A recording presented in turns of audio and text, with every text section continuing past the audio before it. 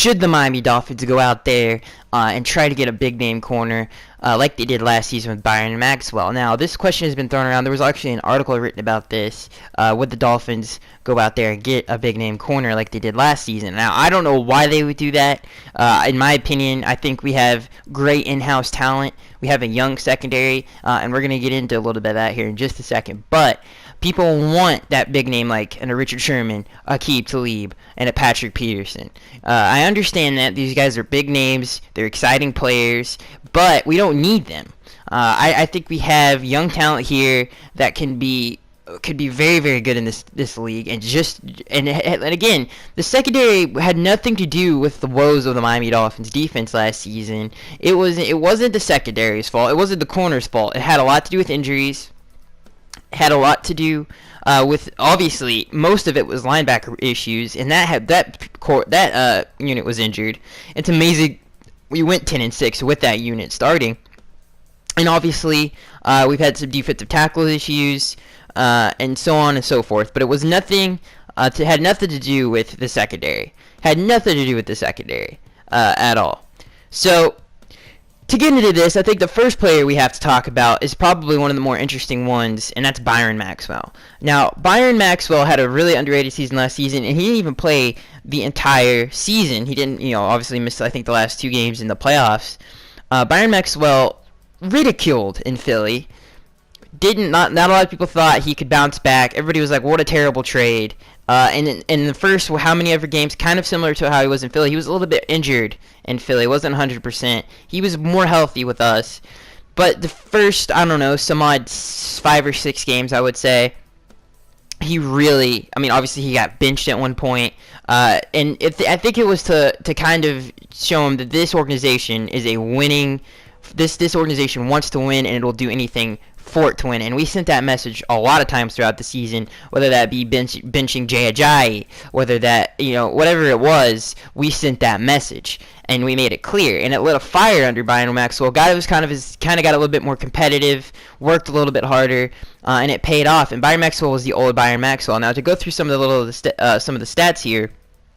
And, again, before we get into this, he, like I said, ridiculed from Philly. Nobody thought he could be the old Byron Maxwell that he was. And when he was in Seattle, he was one of the they were one of the best 1-2 combo corners in the NFL, probably the best by far. So to get into some of the stats here, Byron Maxwell had one heck of a year. He forced 4 fumbles. He had 2 interceptions. And he didn't even play the full 16 games. By the way, he's only 28 years old. So he's not old. He's got a lot of career ahead of him. He fits what we want to do on the defense. He's one of the best run support corners in the NFL. He hits hard. He's a great tackler. Obviously, he forces fumbles in a variety of different ways. Or not fumbles, turnovers in a variety of different ways, whether that be punching the ball out, picking the ball off. Whatever it will be, Byron Maxwell is going to get that ball from you.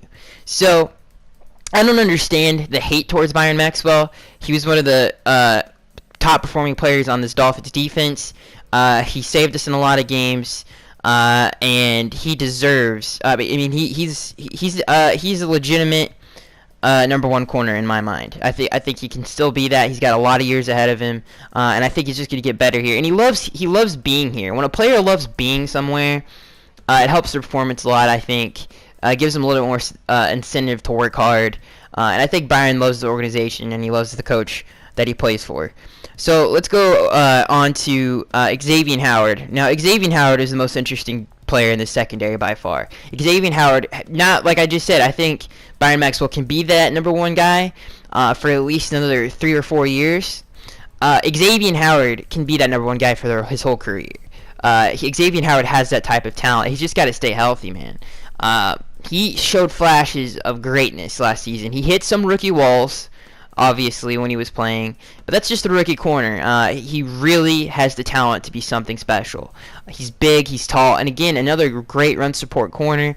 He's not just a coverage guy. Let's like say a Deion Sanders, or that's a bad example, but I guess Patrick Peterson. Well, that's probably another bad example, but somebody who's a soft corner who's just a coverage guy, Xavier Howard can do everything. He's very, very versatile. He's not afraid to get his nose dirty. He's probably, coming out of the Viz draft, is probably the best tackler. By far the hardest hitting corner to come out of his draft. Xavier Howard has a very, very bright future.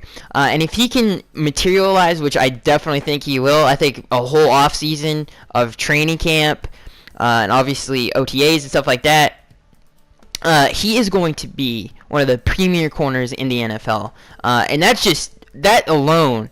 And I know a lot of people, again, when you say Xavier Howard, then you say Richard Sherman next to his name, it doesn't mean anything yet. And I understand that. Maybe the casual fan doesn't understand that. But Xavier Howard, if you just look, go back at off-season articles. Every off-season article, Xavier Howard was being raved about. Vance Joseph, one of the best defensive minds in the NFL, could not stop raving about the kid.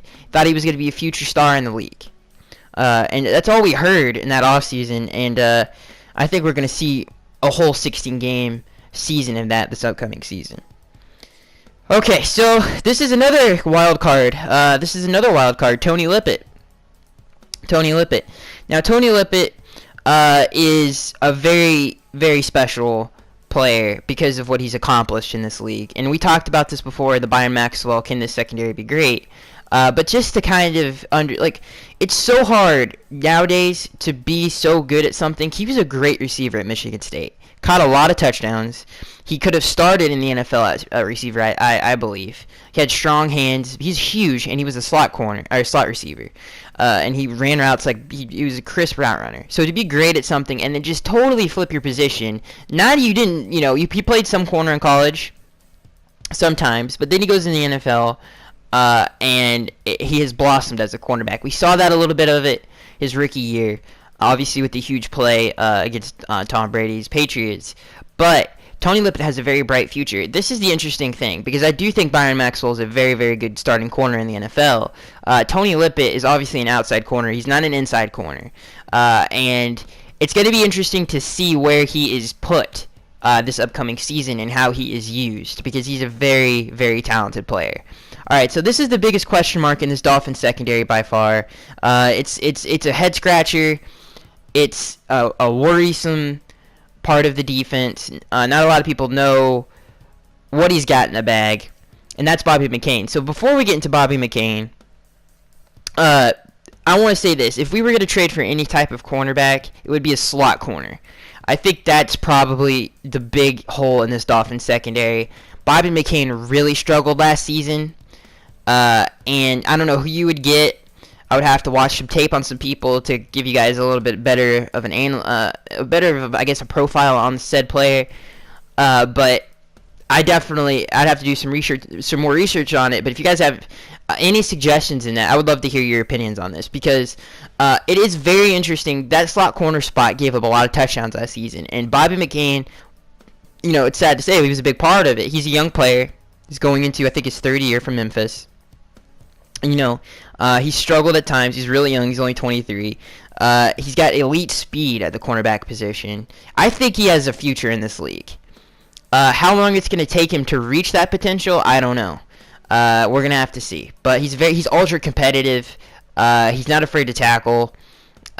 He struggles sometimes. It's not an over aggressiveness. I don't know what it is, but when you watch some of the tapes, he gets beat out a lot from players that he should not get beat out by on routes, stuff like that. But a slot corner is a big question mark coming into the season, and it sucks to have question marks in the NFL. Hopefully we get somebody to come in and compete for that position. Maybe in the draft we address it. I don't know what we're going to do, but that is by far the biggest question mark in the Dolphins secondary, in my opinion. I don't think that it gets I just don't think there's any other holes in the secondary. And then you go back to the safeties, and which I don't really think, because we're talking about corners, so we'll leave the safeties alone. But you guys already know about the safeties. That's on lock. Rashard Jones, number one guy, probably the best in the league. And then you got Issa Abdul-Quddus, one of the best safeties in the NFL, guarding tight ends. So that's on lock. I think this Dolphins secondary has the potential to be something great. And I don't think we should go out and focus on something that we don't need, which is a cornerback. I really don't an outside corner. I think we probably should look, but that's the last thing we should be looking into is any kind of corner, in my opinion. We are so bad at linebacker. Bobby McCain, if he was a linebacker, would be so much better than the linebackers in terms of performance that we have now. The last thing we need to do is go after something, chase a fairy tale that we don't need to chase. Is basically what I'm saying. That's the last thing we need to do. We need to fix linebackers so bad. I think every Dolphins fan is so sick and tired of going to every season, not being able to stop the run, and not being able to guard a tight end.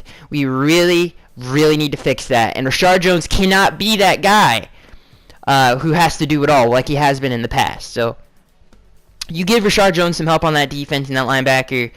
You get Sue some help there. Get Wake some help there. That Dolphins defense could be something special. Let me tell you something right now. Just fix the crap in linebackers. Don't worry about corners. Don't worry about corners. So that is going to be it, guys. I am Skax83, and I will see you guys in the next one.